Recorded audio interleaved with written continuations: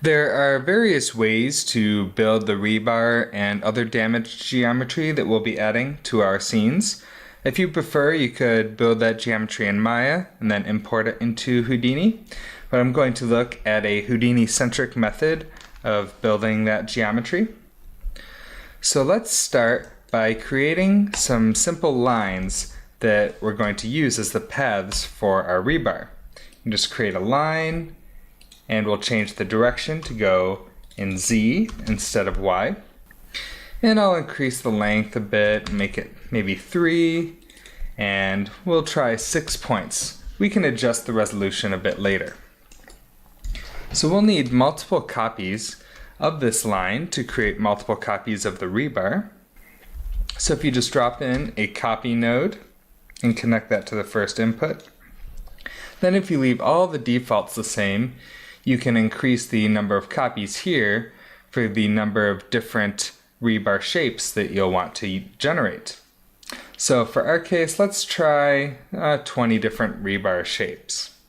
So now if you view that copy node, you won't really be able to see them because they're all on top of each other since we haven't given it any offset or anything. But if you middle mouse on the two, you'll see one primitive on the line and you'll see 20 primitives on this copy here. So let's start creating different variations of damage shapes on each of these lines. So let's create a for each loop. I believe we discussed how these for each loops work and when we created our Voronoi cutters HDA, but we'll go over it again briefly here. If you go to this for each begin node, you'll click the create meta import node because this holds some detail attributes that we'll need to use while we're processing our lines. So if you go to that detail section, you'll see this has an iteration number and the total number of iterations. Now within this loop here, let's create a point bop that's going to add some noise to all of our points. Just start typing point, create that point bop node, and drop it into our loop there. And then dive inside. There are different types of noise that you can experiment with using. I use anti-alias noise for a lot of things. I've also been starting to use turbulent noise some more, so I'm going to try that one in this case. So for the turbulent noise input, we're going to connect the point position to the position parameter here. That's going to be the position that's looking up in the noise field to generate a value. But we'll also want to change the signature to 3D noise since we're creating noise on our position, which is a vector attribute. And for this frequency, like many other things, I like to copy the first parameter and paste copied relative references into the second and third so that I can just change one value instead of changing them all. And then finally, we'll add that noise to our current position. So if you type in just an add node, we'll connect the noise and our position. And then finally, let's wire that sum into this P output here. So if we dive out of our point bop, our for each isn't working because we haven't set the correct items to loop over. The default is it'll loop over things depending on their name attribute, but these lines don't have a name attribute. We just want to loop over each primitive individually. So if you just uncheck this piece attribute option here, then it'll just loop over each of the primitives. Now all of these lines are on top of each other because all of the points are getting the same noise value, but let's break that up a bit and create some variation. Now this metadata node contains those detail attributes that I showed you for the iterations, and we can connect that to the second input of the point bop to access that data within the point bop. So an easy way to access that attribute is with the get attribute node. And if you connect oppa input 2 to the file, it'll look up an attribute on that second input, which is that metadata node. And we want to look up an attribute called iteration, and that'll be a detail attribute. And we should also flip the signature to integer because that's the data type of that iteration attribute. Now just to make sure that's working, I'm going to add that to our position as well. But actually let's only add it to our y value. So because we have just one integer coming out of this attribute, and the position is a vector attribute, there's this very handy VOP called float to vector. And you can connect this AData node to whichever parts of the vector you want. So if we just want this to be our y value of the vector, just connect it to that second input. And then we can just leave the x and z at 0 in this case, because we just want to add this value to y. And then we'll add this to our add node. So this add node is now the sum of the position of the point, the noise at that point, and the current iteration of the for loop. So since we're looping over each primitive line, you'll see each iteration has its own value, and we can verify that this attribute is working properly. Now we typically don't want to create all of these lines distributed out in space like this. We just wanted to make sure it's working, so let's connect this AData node to the other parts of this float to vector node, and let's disconnect that from being added into the position there. And instead, let's use that iteration value to change the offset on the noise of these lines.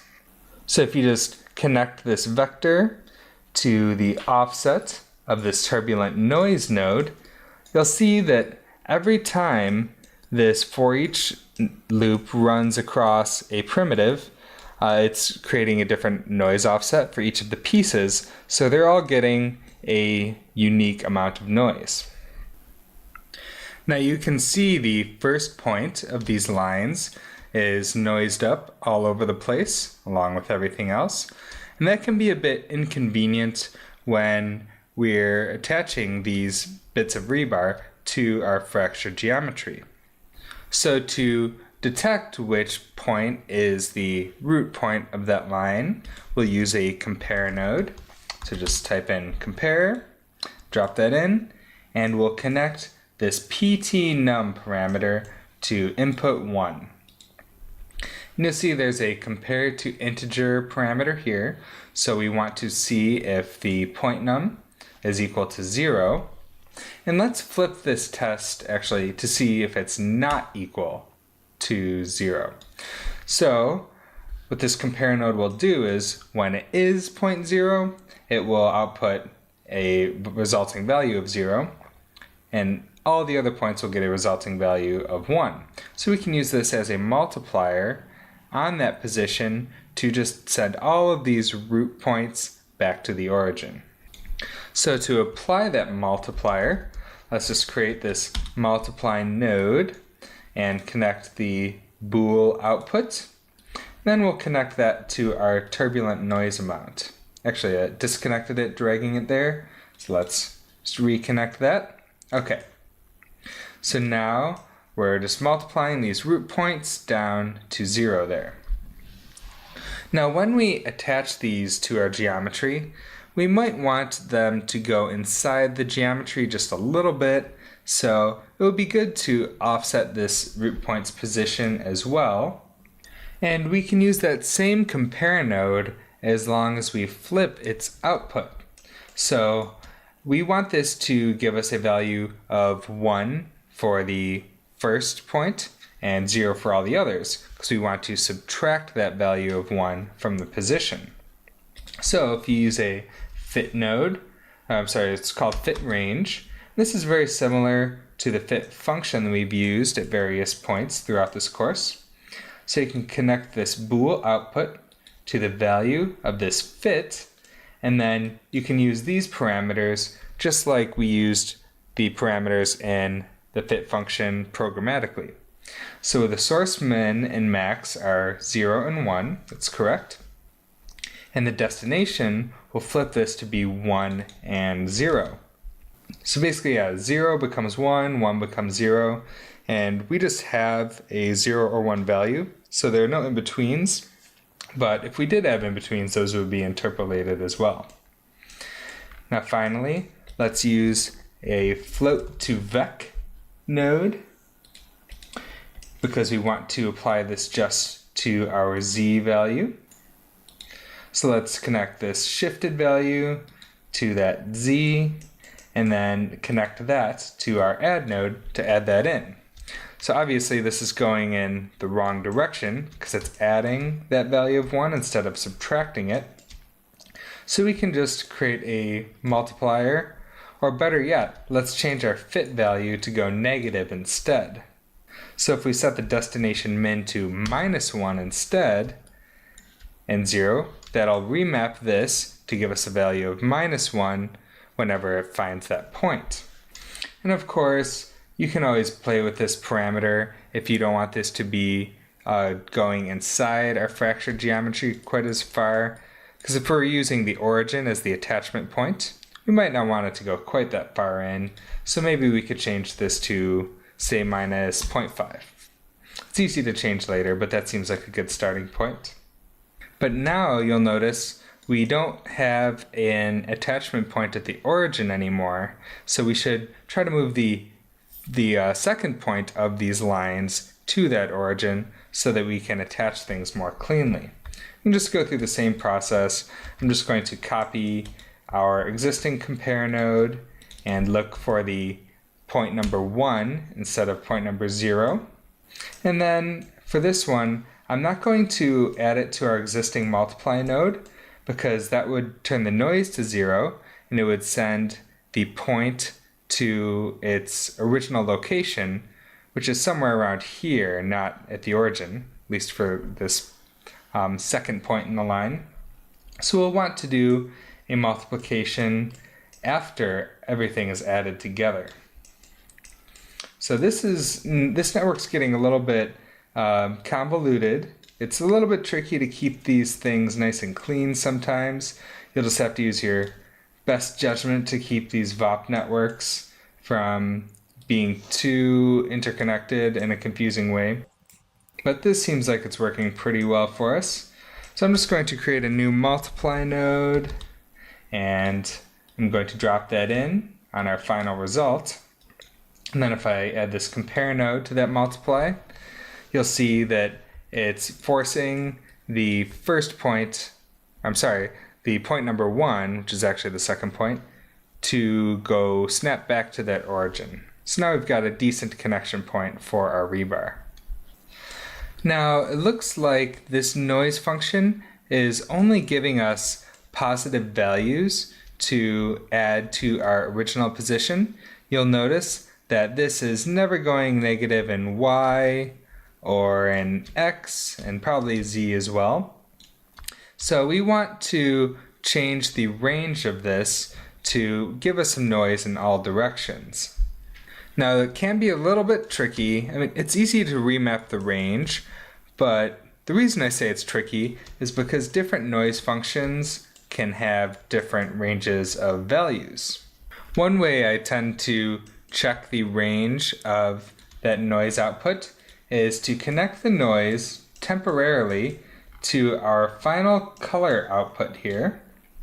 And then I'll dive out of this point VOP and look at the spreadsheet for our end result.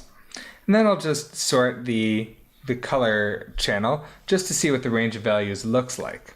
So it looks like this noise function is giving us a value between approximately 0 and around, looks like 0.45 or 0.5.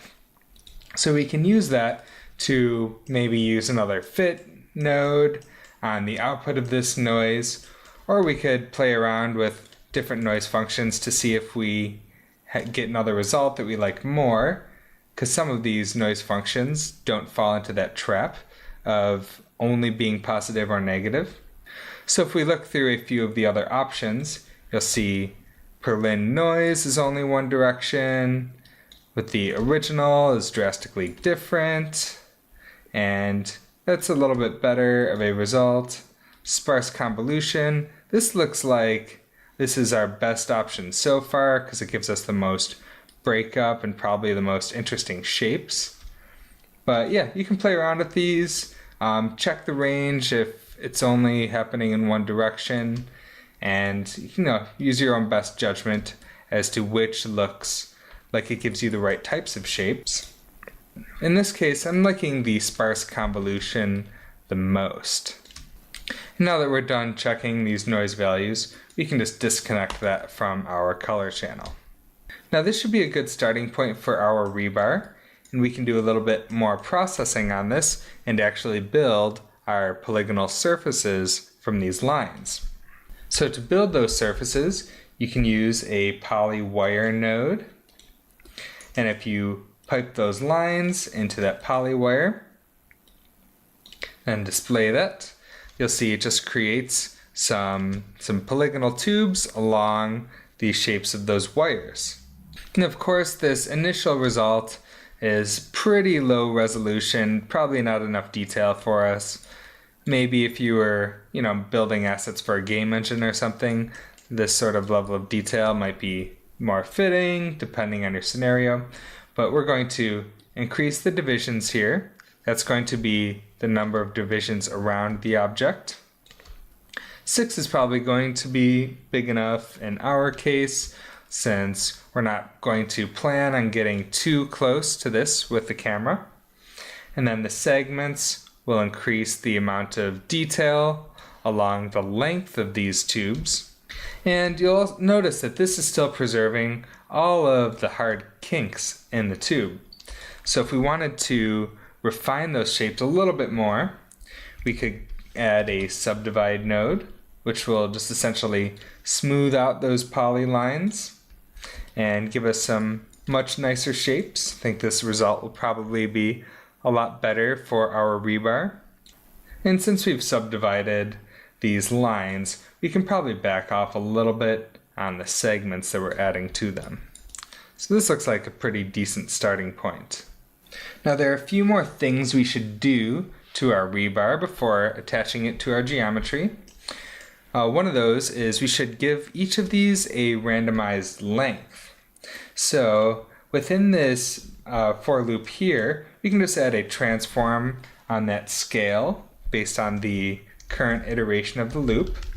So if you just create that transform node and drop it in here, let's start by just querying that detail attribute on the metadata node. So that'll be detail, and then dot dot slash for each begin one metadata 1. It'll auto find that for you. And then the second parameter is the attribute we're looking up. It's just called iteration. And the final value is which segment of that attribute we're looking at. So if it was a vector or a matrix attribute, which portion of that we're querying. Since this is just an integer attribute, we can just go with 0 for that. And we don't want to use this detail attribute directly. We don't want each of these to just be scaled from 0 through 20 units. We want to create a random number using that detail attribute as a seed. So if we take a look at that, then you'll notice we're getting some just random scaling between 0 and 1. Not quite what we want. Also, I have my transform pivot set to default to the centroid, but in this case, we really want everything scaling from the origin, not from the centroid of the object. So let's set that to 0, 0, 0 instead. And finally, let's do a fit on the actual Z scaling of our lines here. So just type fit 0, 1, and we'll use this whole long rand detail argument for the first parameter in the fit. And let's fit this result between, let's try 0.1 and 1. Now this 0.1 doesn't look like quite enough, so let's just increase that maximum scale to 1.5, and that looks pretty good. That'll give us some nice variation on the size of this rebar. Although things are starting to look pretty good, we may want to change the shapes a little bit so that they're not as noisy in all directions. Once we start adding this to our geometry, if this bends in every direction, that might be a little bit difficult to fit into the geometry without it sticking through the other fractured pieces. So it'll make our lives a bit easier if we can flatten this a bit more in one dimension. So we can just add one transform node after our for each node. And then with this, we can just pick one dimension to scale it down a bit. So let's say if we wanted to scale it down in X, we can make all of our rebar, perfectly flat in that dimension. That's probably a little extreme, but maybe 0.5 still gives us some variation, but will also make it a little bit easier to fit that flattened geometry into our fractured areas. And finally, we're just going to create some helper attributes that we suspect we may need down the road when we're processing the rebar, maybe when we're working on rendering it, or doing some, animation tweaks after it's attached. It'll be good to have some unique names to refer to each piece of rebar. Now let's add a rebar number attribute to each of our tubes here. We can use our connectivity SOP for that. Let's wire this in after the poly wire. And instead of calling this class like we normally do, we'll call this rebar num, and we can make that a primitive attribute. Now let's drop in an attribute create node so we can create a name and a path attribute. So let's call the first one name, and that's going to be a primitive and string. And then let's add a path as well, which will also be primitive and string.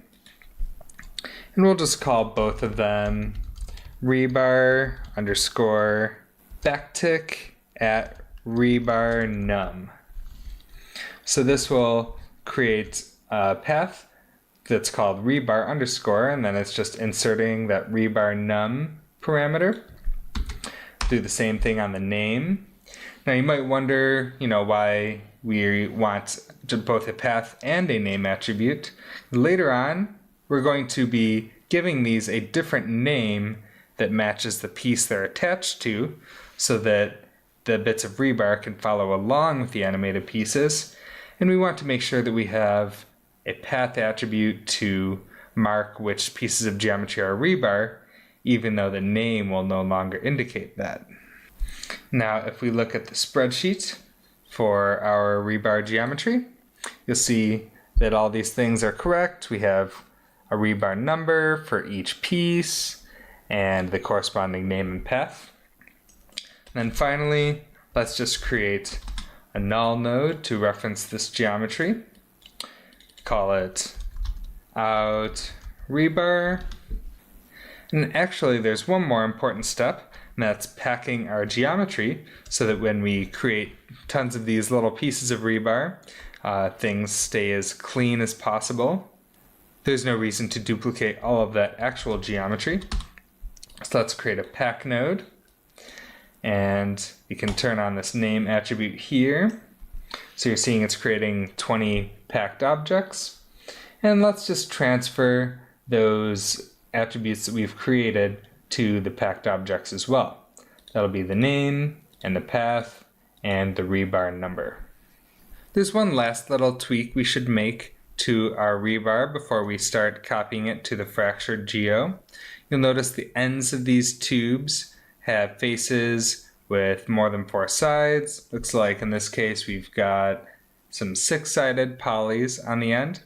And generally it's bad practice in pretty much any 3D software to be working with polys that are more than 3 or 4 sides. So let's just create a divide node and drop that in after the poly wire. And we'll set the maximum edges to 4. And now we've got all of our geometry subdivided to have no more than 4 sides per polygon, and we can start copying this to our fractured geometry.